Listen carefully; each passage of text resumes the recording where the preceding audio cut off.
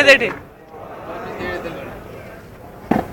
آج میرے لیے یہ خوش بختی اور سعادت کی بات ہے کہ میں پنجاب کالج کی ہسٹری میں قابل اساتذہ کرام اور آپ نوجوانوں کی موجودگی میں کچھ کہنے کی سعادت حاصل کر رہا ہوں۔ سر آغا صاحب موجود ہیں، اب میں ان کی تعریف کرنے پہ آؤں تو اس کے لیے پوری ایک کتاب کی ضرورت ہے، لیکن اقبال کے اس شعر کے ساتھ ابتدا کروں گا۔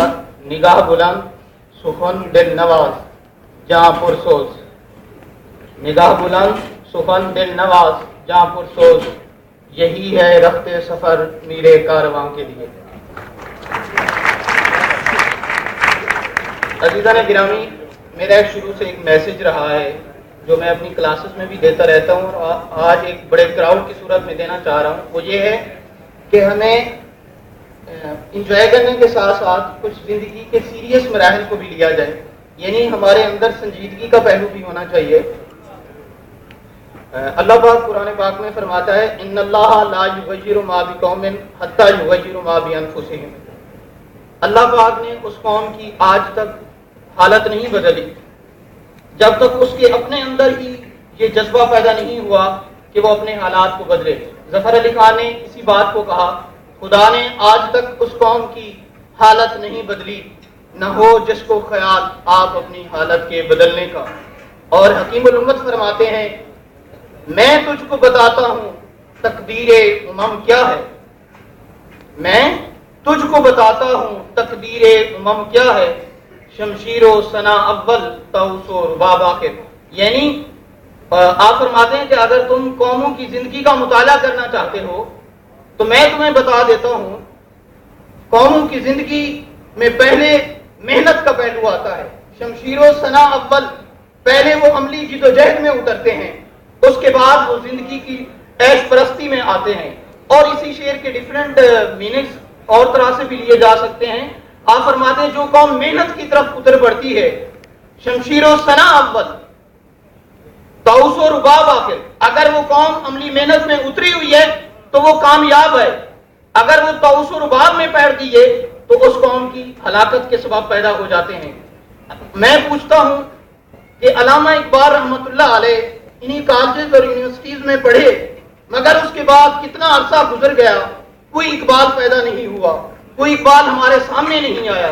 میں اس اقبال سے پوچھتا ہوں کہ اقبال رحمۃ اللہ علیہ آپ ہمیں یہ بتائیں کہ آخر آپ نے کون سا وہ فارمولہ اپلائی کیا تھا کہ آپ نے اتنا بڑا انقلاب برپا کر دیا تھا۔